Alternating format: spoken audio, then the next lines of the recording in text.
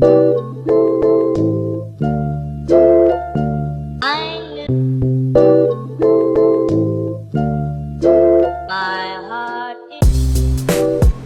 up, everybody? So I finally got in that 90mm f2.8 macro lens. I'm gonna do a quick unboxing of it, and then I'll try to shoot a couple videos, take a couple pictures, and I'll put them in with this video just so you can see what it looks like.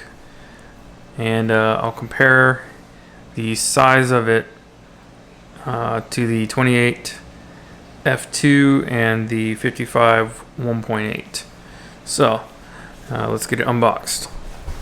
As you can see, the standard orange Sony box.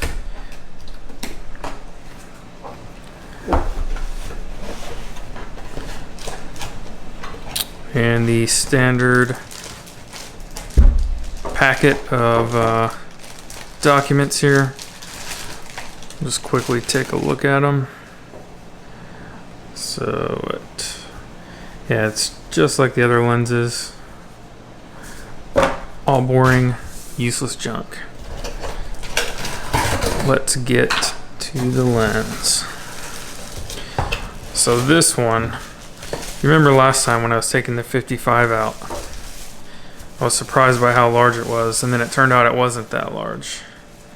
I have a feeling this one is going to be large regardless.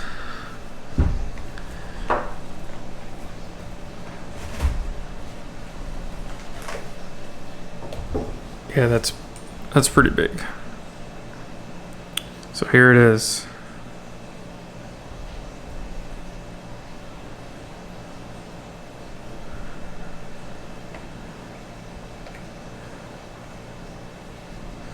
So it feels like the focus ring here has a little more resistance than the other two. Let's see here. Oh yeah, definitely. So this is the 55 1.8. It's a little bit more resistance.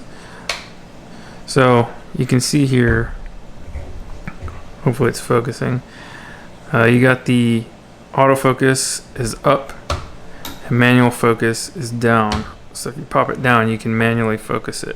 And that's kind of nice. You don't have to fumble through your camera settings to change it from auto to manual. So I've noticed in some of my videos that I've been experimenting with the other lenses, especially the 28. The 28mm likes to hunt once I start taking a video, even if I have it on a fixed subject. Like yesterday, I was doing a video of a marina. I was just set across the water. I had it, the camera on a tripod, and I started recording this marina. And looking at the video later, you could see the focus kept shifting, like it was trying to hunt for the focus. So with something like this, you can just, you get it in focus and boom, pop it into manual focus, and now it's not going to hunt on you. With the other lenses, you get it into focus and then you have to go through your menus, which I have it, one of my buttons, my custom buttons, I've changed it so that I can get to the focus menu quickly. But still, it's not going to be as easy as popping that down and you're good to go. So that'll be nice. Alright, let's get the lens hood. Here's the lens hood. That is a large bag for the lens hood.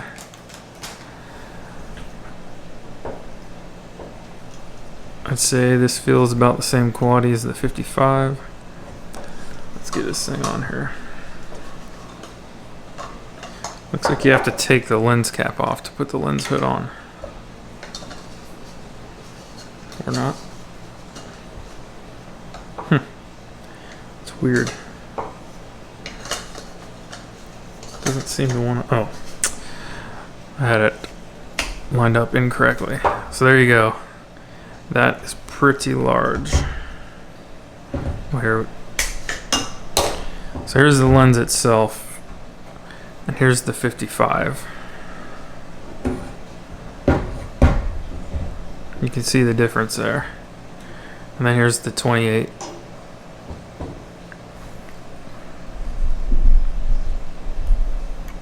So it's quite a bit larger. This is kind of how big I was picturing the 55 to be when I first pulled it out and it was inside the pouch. But then once I unwrapped it and everything, it was pretty small. I mean, as you can see, they're almost identical to the 28 millimeter. But this 90 millimeter is huge. But that's all right. Well, let's check it out. I'm gonna put it on the camera. I'll take some videos and stills, and we'll see what we get.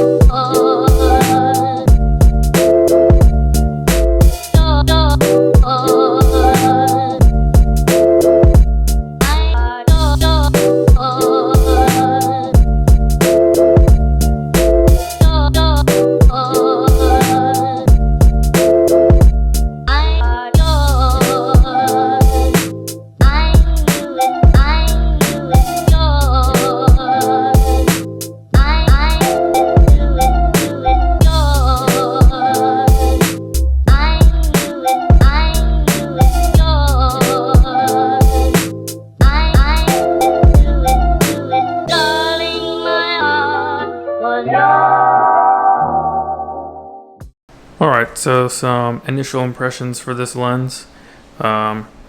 It's quite large, especially on the A6300 body, being that it's a small body. But that's fine. I don't know, I'm okay with that, I guess. And I've still got the kit lens, which is tiny, so if I'm more worried about portability than I am image quality, then I'm fine with the kit lens, which is still fantastic. But if my main concern is going to be image quality, then portability shouldn't be quite as big of a concern. Image quality is fantastic with this thing. It's pretty unbelievable, actually. And the focus is autofocus is slow. Especially compared to the kit lens, which I say is the fastest. The 55 is the next fastest, and then the 28, and then I would say the 90 is pretty far behind the rest of them. But it's got a huge range of focus, and I think that's what makes it much slower. So you got your buttons here, and I'm sure you guys all know this, but you got your switch here. You can change it from the full field of focus, or you can change it here from infinity to 0.5 meters, which is probably like 1.7 feet or something like that. And then from here you've got 0.5 meters to 0.28 meters. So if you're doing macro work, leave it here, and it's only gonna stay within the shallow focus range, and so it's not gonna try to go all the way out and then all the way in. When you have it on full, you can see how wide that focus range is. And then if you're doing stuff that's further out, like if you're doing portraits, for instance, you'd probably want to have it on the 0.5 meters to infinity, and then it's not going to try to come way in for the focus looking for like macro items. So and then if you're, I don't know, doing whatever, switching between the two, then throw it on full. Also, this does have optical steady shot, which is great because of this, you know, with the long lens, the longer the lens is, obviously the more shake you're going to notice, and it's fairly heavy, so that may add to the shake. So it's nice to have, and that's one thing I forgot to mention in my last videos. The 55 and the 28 do not have the OSS, optical steady shot, so you don't really need it so much for the 28. It would be nice to have on the 55 though. I mean, it would be nice to have it on all your lenses, but I'd say it's more necessary on the 55 than the 28.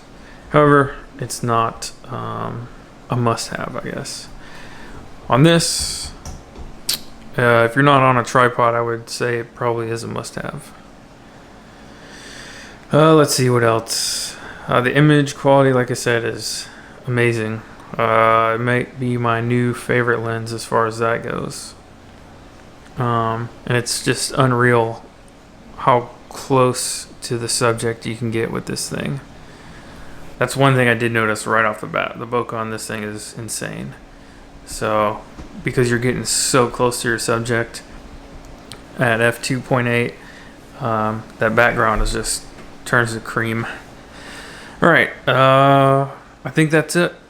If you have any questions, let me know, and I'll see you around.